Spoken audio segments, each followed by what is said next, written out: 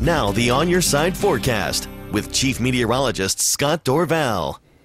Big story tonight, the Soda fire. We take a look at this satellite view. Now, this is again a satellite that looks infrared and shows the hot spots where the flames are burning.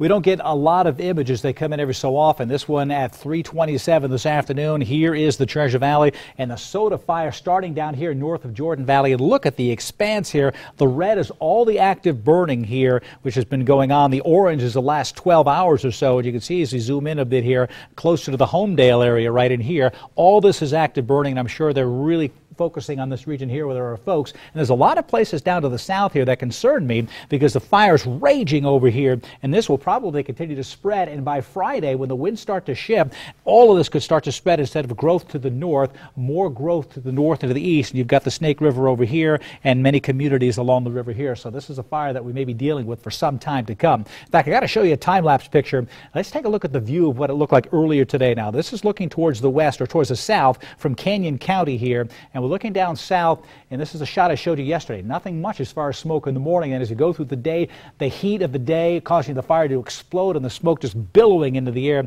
Again, moving south to north, we had some blue skies here, but towards the evening, that smoke starting to push a little bit further to the east and west, so it's going to go back and forth a little bit, and I think tomorrow it will be generally in the same place, but for the most part, it may start to move. This was the view from Meridian looking towards the west as the sun was setting, and there you can see that steady stream of smoke going south to north. This line could push in this direction again towards Ada County and towards Elmore County as we go towards Saturday, especially late Friday night when those winds shift and that fire is going to get fanned by some wind. We're going to have to watch out what happens. In fact, speaking of the fire, I want to show you this shot right here. You see a lot of lights. This is from the roof of our building in Canyon County here. This is the interstate right here, but notice this. This is the fire right here on the ridge in the Owyhee Mountains. That's the active fire burning. As we speak, that's where all the smoke is, and this will again re-fire during the day tomorrow. It's going to explosively develop again because of hot, dry conditions coming in. With all of this, we've got an air quality alert in effect coming up for the day tomorrow. They're forecasting a 76 because of the smoke. It's filtering into the valley. All locations will start to smell like smoke during the day tomorrow in the Treasure Valley. So up to 76, a burn ban, mandatory burn ban in effect for most locations. And there's a chance that the smoke gets bad over the weekend. We could go into the orange category, so stay tuned. In McCall today, hitting 89 degrees for the high temperature. That is not cloud cover. This is smoke here pushing all the way north into Valley County. This is a view from Brundage Mountain. Here's Payette Lake, McCall down here. This is all smoke in those higher elevations. And we also have a fire weather watch in effect for tomorrow for thunderstorms coming in. And then Friday, strong winds, dry, windy conditions here.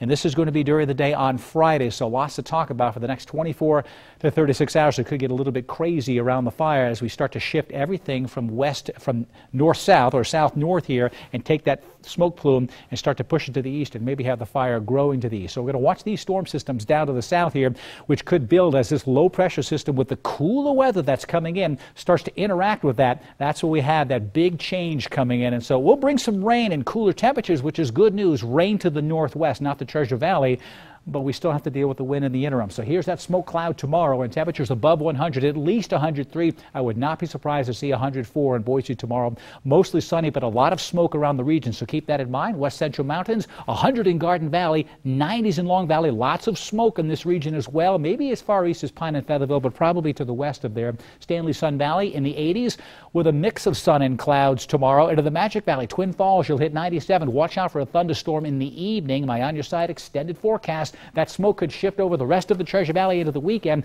but the temperature's dropping 86 degrees on Saturday. A nice change coming into the mountains down to 80 degrees. So a nice big change coming in with that cooler weather. The YMC Mechanical weather picture of the day. Just a crazy photo I sent on in from the Soda fire there. You can send your photos into iContribute at KIVI-TV.com. Now, besides looking up at the smoke and the flames, there's something else people are looking for tonight. I don't know if they're going to find it. The forecast has been for clear skies, and it is clear except smoke. So this year's Perseid meteor shower is in full swing. These pictures actually taken from the Czech Republic, but you can see the meteors in the gem state. For the best viewing, drive far away from the city lights. I recommend to the east to get away from the smoke, maybe down towards the Mountain Home area or somewhere between Boise and Mountain Home. Lay down on a blanket and look towards the northeast sky. The annual Perseid meteor shower is active from July 13th through the 26th, but it's peaking tonight and tomorrow. 2 o'clock in the morning is the actual peak if you want to get official about it. But you go out there now and go out towards midnight, some good viewing away from the smoke and the city lights. Got that. Thanks, Scott. Coming up.